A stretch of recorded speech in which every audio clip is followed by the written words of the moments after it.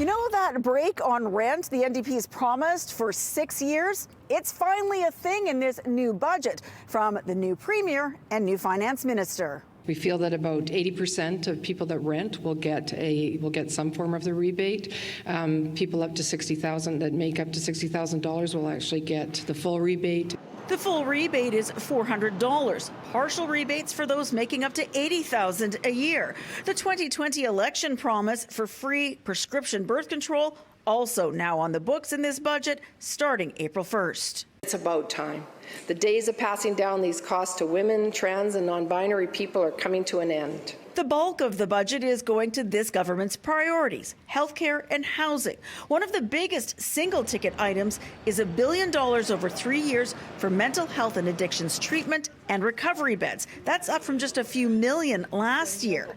Reviews for this latest plan are mixed. A C- from the Board of Trade based on 3 areas. Those are on 3 particular areas of tax competitiveness, fiscal prudence, and economic vision.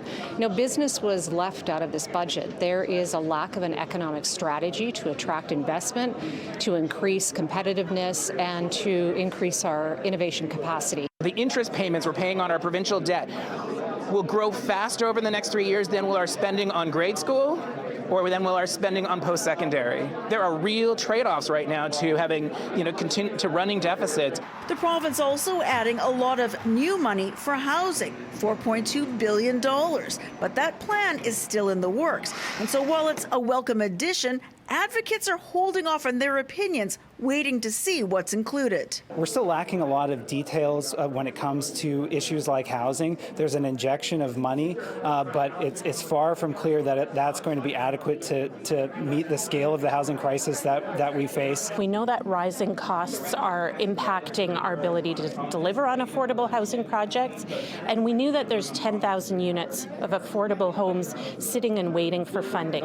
All of this spending comes as the province is going from a $5.7 billion surplus in late 2022. That's down to a $3.6 billion surplus in this budget, and then finally down to a $4.2 billion deficit next year. This comes as there's a decline in the economic outlook here and across other jurisdictions in the years ahead. In Victoria, Liza Yuzda, City News.